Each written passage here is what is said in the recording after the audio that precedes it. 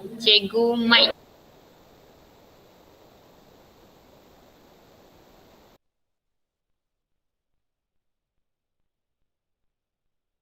Sorry. Okey, sorry. Cikgu tak letak buka mic ah. Cikgu tak perasan. Okey.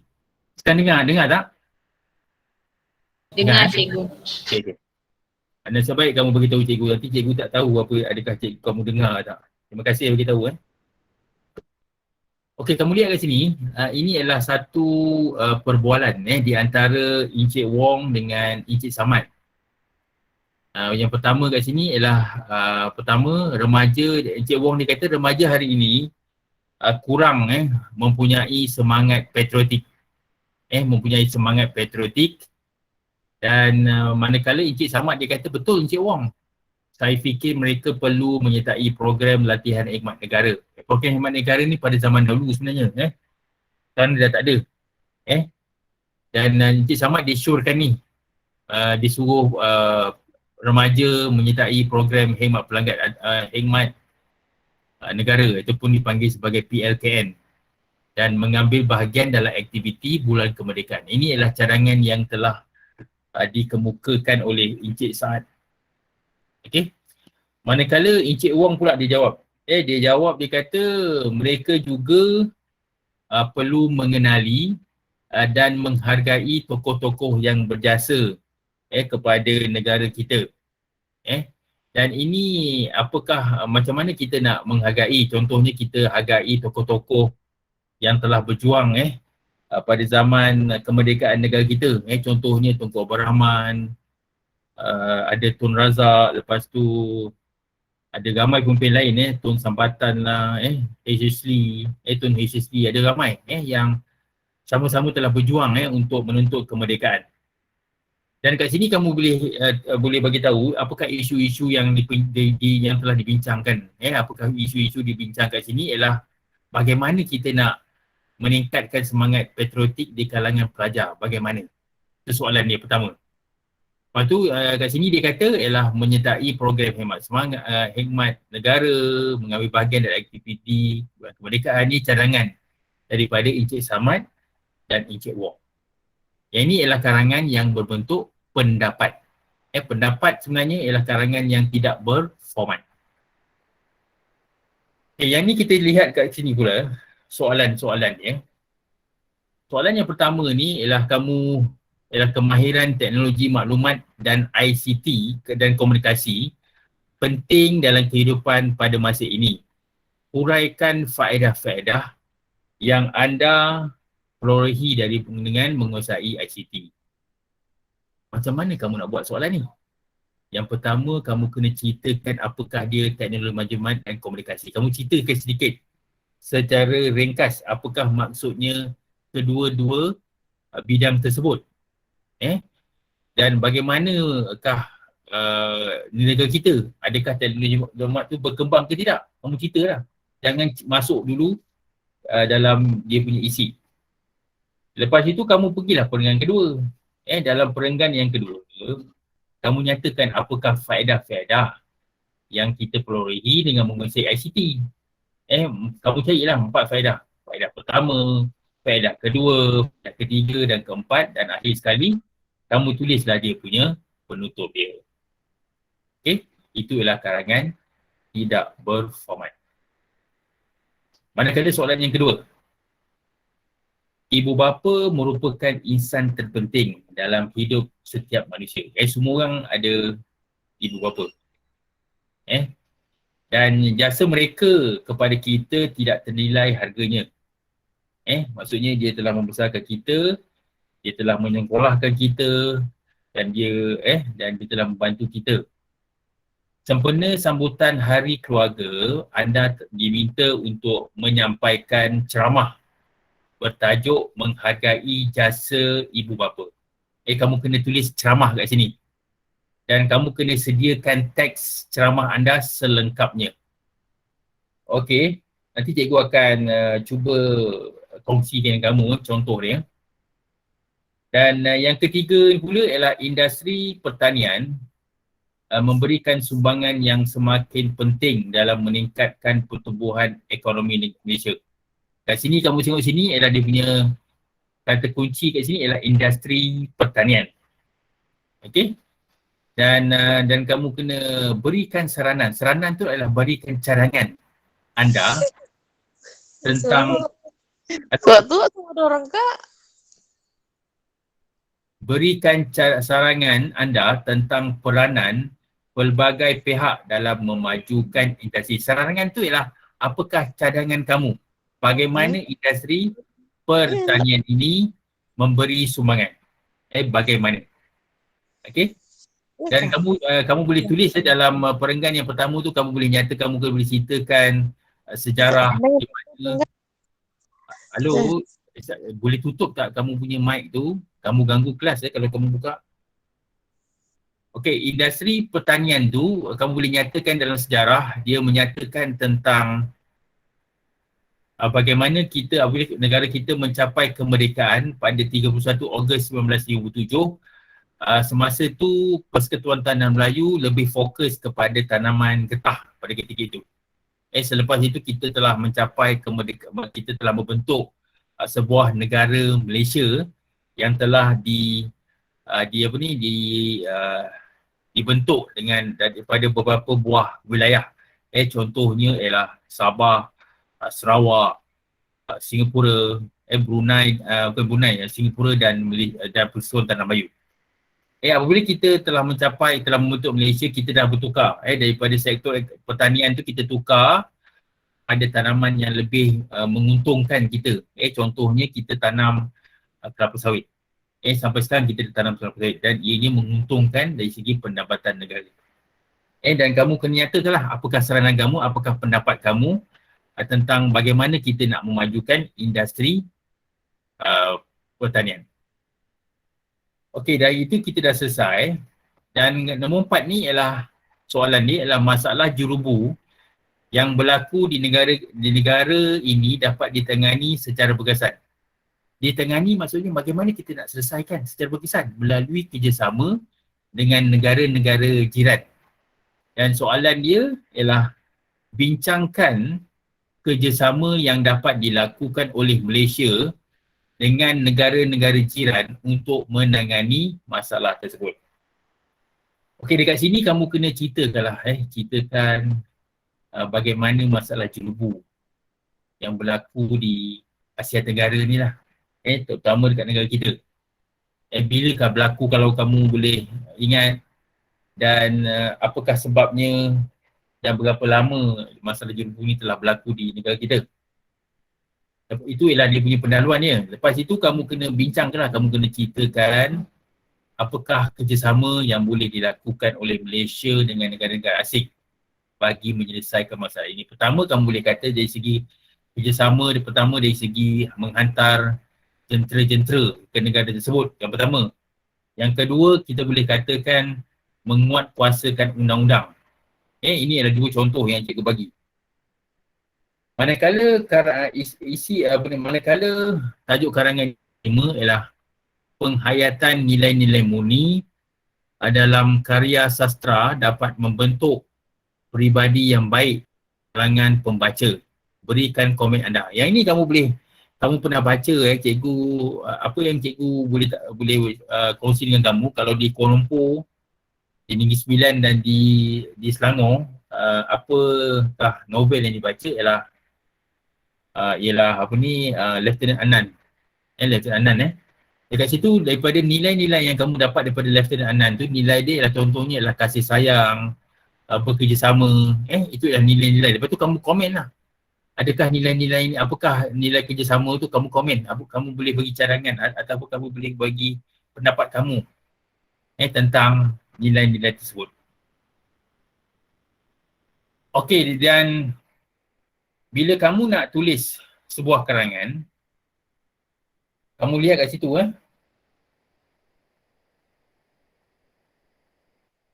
cikgu yang ni, kamu lihat kat sini menganalisis. Yang kedua, kamu kena merangka karangan. Yang ketiga ialah kamu kena menulis pendahuluan. Yang keempat, menulis perenggan. Yang kelima, menulis penutup.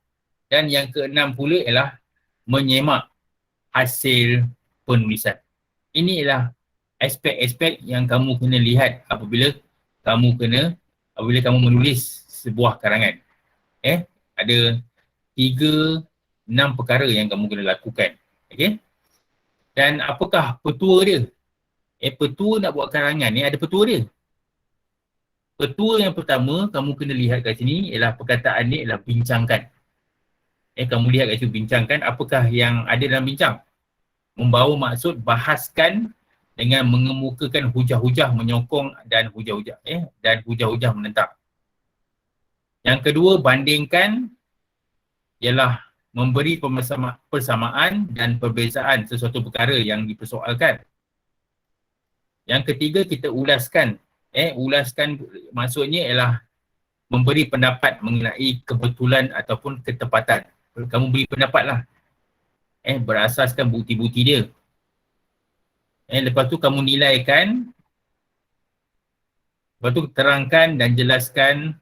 Ini ialah kata-kata ataupun petua kata yang kamu kena lihat apabila kamu nak menulis sebuah karangan. Okey, cikgu dah selesai di situ dulu. Cikgu dah terangkan kamu secara ringkas dahulu. Sekejap cikgu nak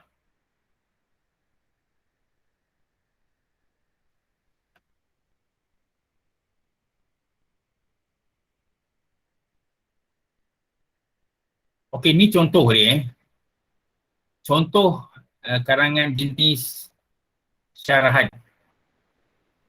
Okey, kamu lihat kat sini, andainya anda pengerusi persatuan sejarah di sekolah anda. Okey, anda diminta menyampaikan syarahan yang bertajuk kepentingan mempelajari sejarah dalam suatu majlis pelancaran minggu sejarah. Tuliskan syarahan anda itu selengkapnya. Macam mana kita nak tulis syarahan? Dan selalunya kalau kita nak tulis syarahan, kita nak sampaikan dalam suatu situasi ataupun majlis yang dihadiri oleh orang tertentu. Contohnya dalam majlis perasmian, perhimpunan, kerajaan dan sebagainya. Syarahan. Dan selalunya syarahan ni adalah berbentuk formal. Dan dalam kandungan syarahan tu, kamu kena memberi penerangan. Yang pertama, yang kedua ialah penjelasan dan fakta tentang sesuatu. Yang ni kamu kena ada fakta. Lepas itu, kamu lihat kat tadi kepentingan mempelajari sejarah. Yang pertama dekat sini kamu lihat di sini, apabila kita belajar apakah penting sejarah, masyarakat dapat mengambil iktibar peristiwa yang lalu. Maksudnya kita apabila negara kita telah dijajah oleh penjajah, contohnya daripada British, Belanda, Portugis, lepas tu Parti Komunis Melaya, contohnya, lepas itu Jepun. Okey, kita kena belajar lah. Dan kenapa kita dijajah. Okey. Yang kedua pula ialah kita kena kita kena tingkatkan kita punya semangat patriotisme. Kenapa kita bersejarah? Kita dapat meningkatkan kita punya patriotisme, semangat sayangkan kepada negara. Ni ialah yang penting, yang kedua. Yang ni kamu belajar sebenarnya semangat patriotisme ni ialah semangat yang mempunyai kaitan dengan nasionalisme. Kalau kamu belajar sejarah, tingkatan 4, tingkatan 4 sejarah, tingkatan 4 bab sejarah iaitu bab yang kedua, kamu belajar sejarah bagaimana tentang revolusi, bagaimana munculnya nasionalisme iaitu yang berlaku dekat Perancis, dipanggil sebagai revolusi Perancis. Lepas itu di Amerika Syarikat, revolusi Amerika Syarikat. Lepas itu di England dipanggil sebagai revolusi keagungan. Ini ialah kamu boleh boleh gunakan contoh. Dan kita kaitkan dengan negara kita. Bagaimana kita nak meningkatkan semangat patriotisme.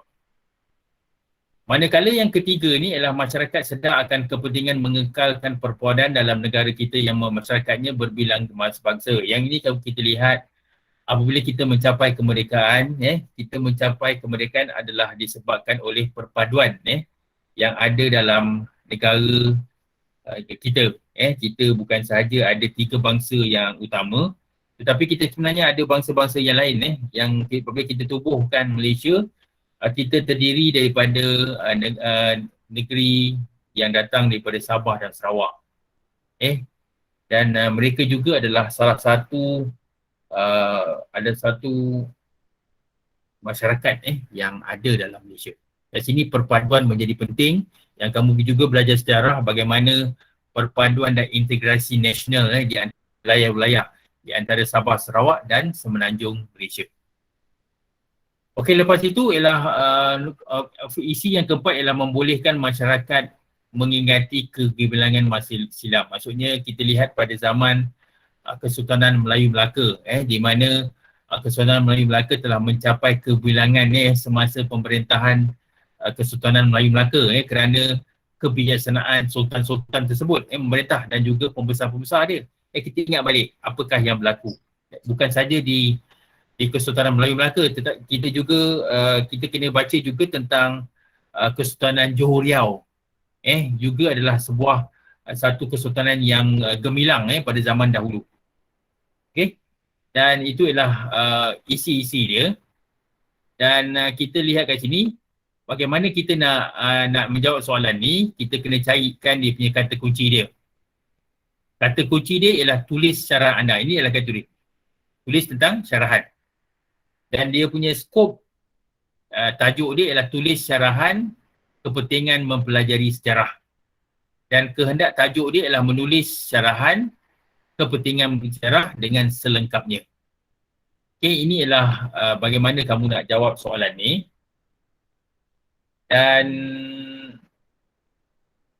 Dan kita lihat di sini, kamu lihat kat sini apa yang ni contoh dia.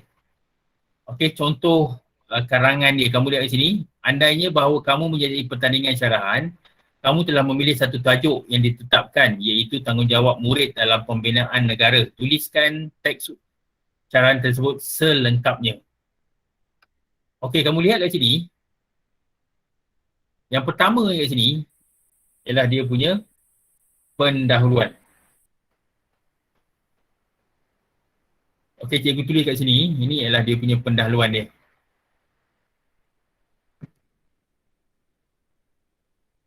Kamu lihat kat sini, ini dia punya pendahuluan dia. Okey.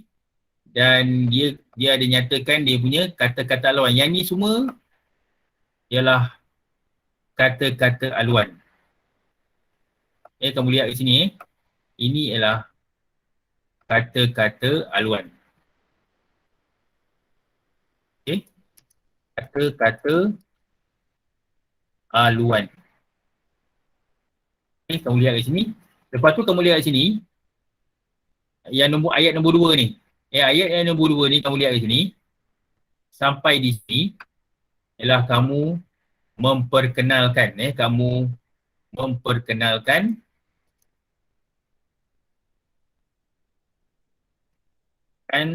tajuk. Kamu perkenalkan tajuk di situ. Yang pertama ni. Okey, yang sini. Okey. Okey, lepas itu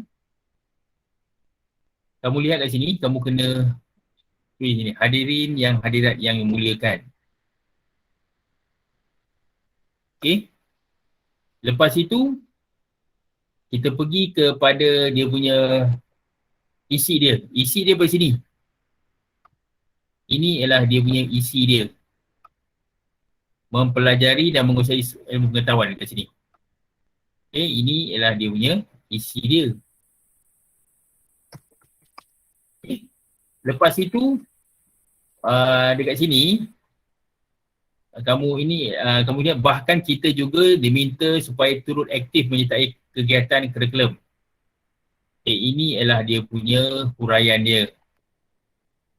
Sampai sini huraian. Ini ialah huraian.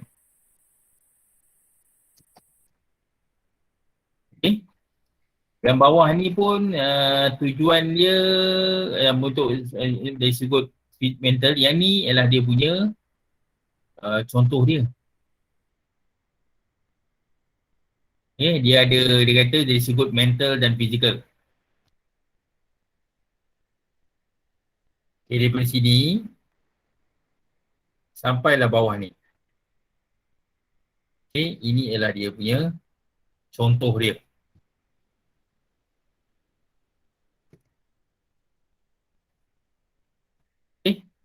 Dan akhir sekali kat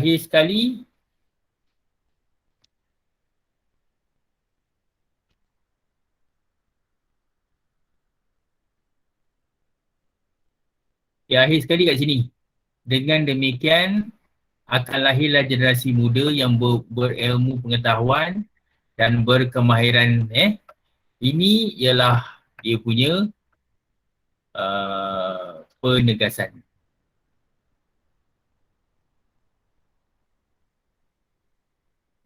Ini ialah perkara-perkara yang kamu kena pastikan kalau kamu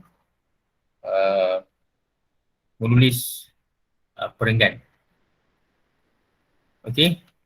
Yang kedua ni pula kamu lihat kat sini, dia tuliskan dia punya peribahasa mula-mula. Ni ialah peribahasa. Mula-mula dia dah tulis peribahasa. Peribahasa.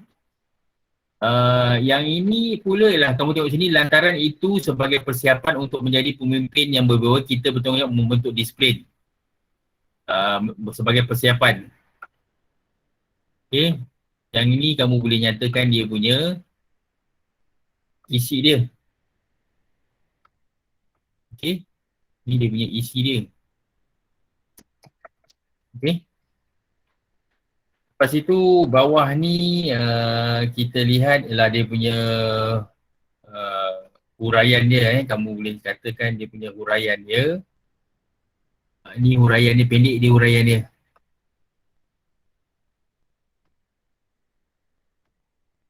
Okey, ni ialah huraian. Okey. Dan akhir sekali ialah dia punya penegasan dia lah.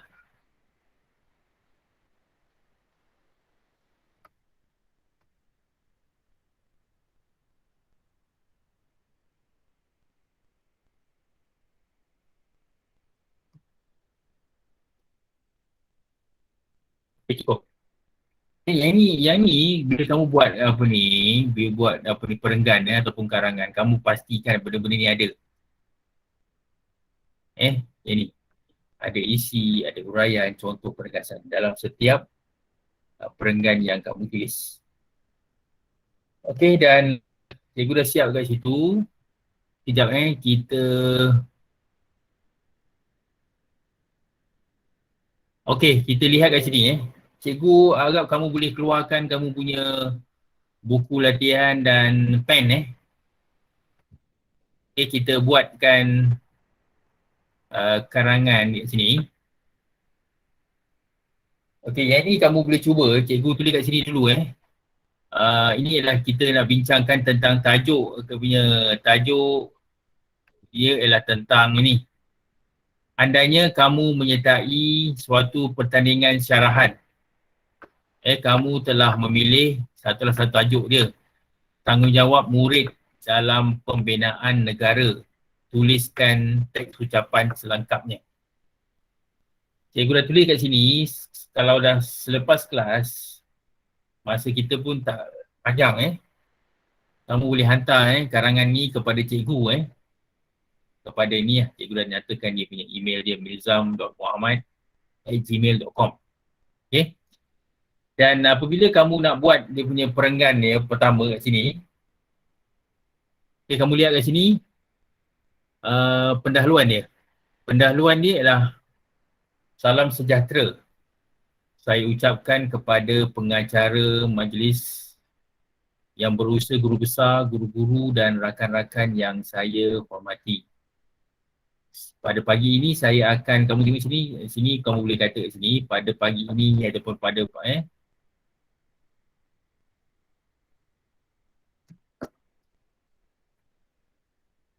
pada pagi ini.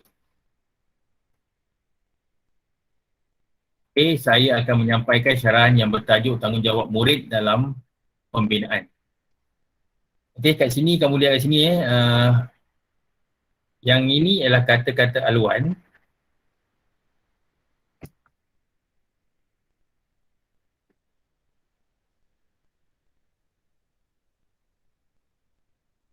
Bawah ni ialah, ini semua ialah kata aluan ini sini semua ini semua ialah kata aluan.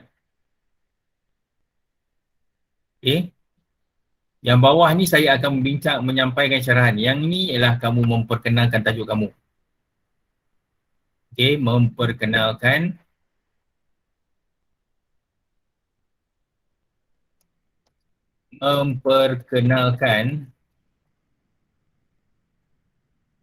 tajuk. Dan lepas itu barulah kamu pergi kat sini, cikgu tulis kat sini. Sini cikgu sebenarnya cikgu tak buat lengkap ni. Cikgu tuliskan dia punya isi dekat sini. Isi dia, yang ni kamu tulis hadirin yang saya muliakan. Yang ini isi dia, tanggungjawab utama murid menguasai dan mempelajari ilmu pengetahuan. Tanggungjawab. Ini isi dia. Manakala yang kedua, apakah aktiviti yang sepatut diceburi oleh murid, kamu kena ceritakan sikit dah. Jangan salin demi soalan. Tulis dia punya jawapan dia. Lepas tu, apakah tujuan menyertai aktiviti kurikulum, kamu kena hurai. Okay? Apa yang cikgu nak kamu buat sekarang, kamu buatkan, kamu salinkan dulu perenggan yang pertama.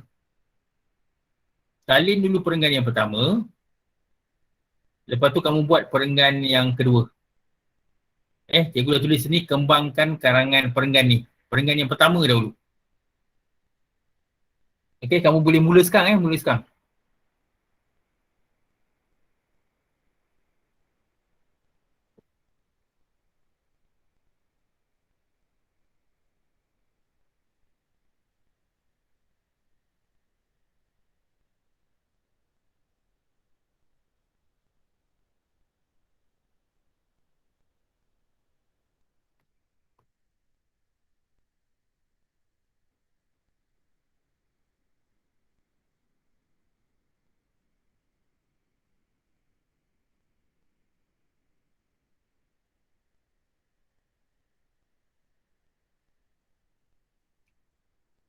Tuliskan yang ni cikgu nak kamu tulis yang salin yang ni. Perenggan yang pertama ni. Lepas tu kamu buatkan perenggan yang pertama. Buatkan perenggan yang pertama.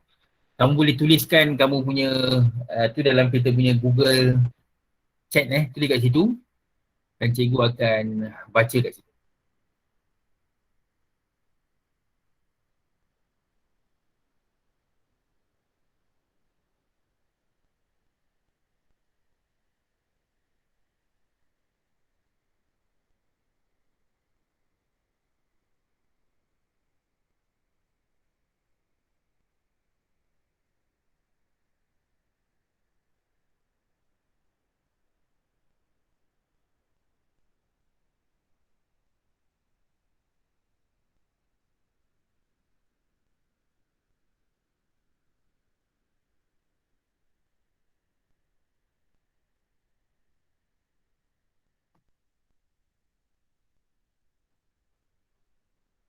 Sikit dah masa damai. Sikit dah masa damai tu.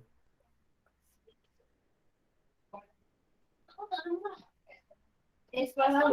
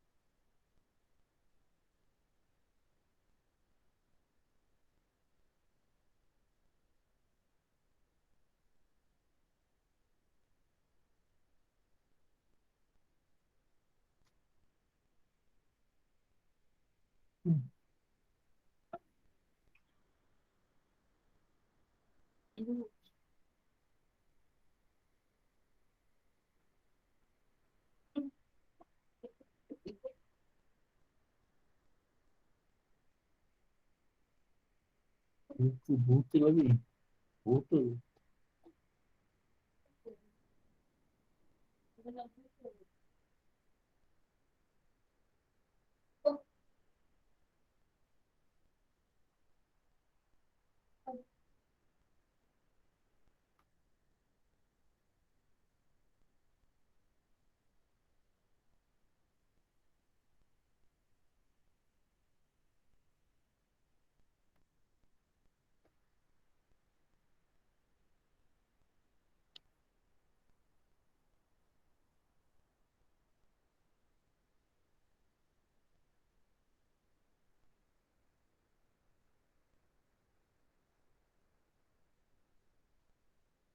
Okay, kamu boleh, okay, kalau kamu dah salin pendahuluan dia dengan untuk perenggan yang pertama tu, nanti kamu boleh salinkan isi-isi dia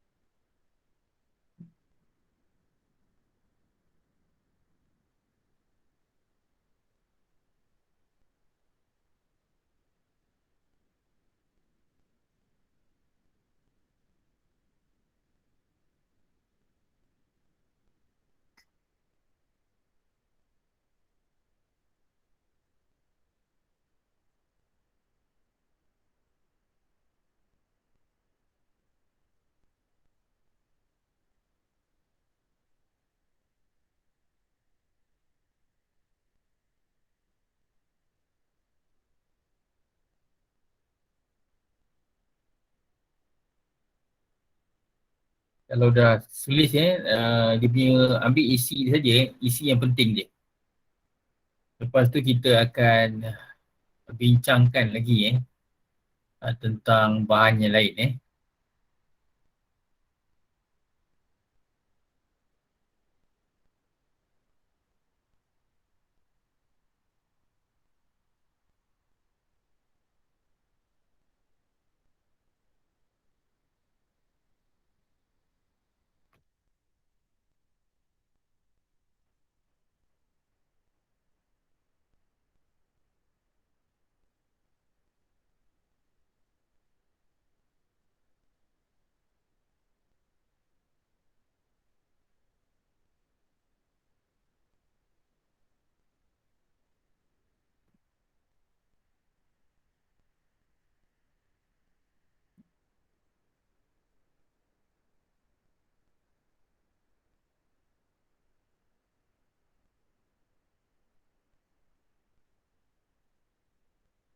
Sudah, sudah. Dah salin ke?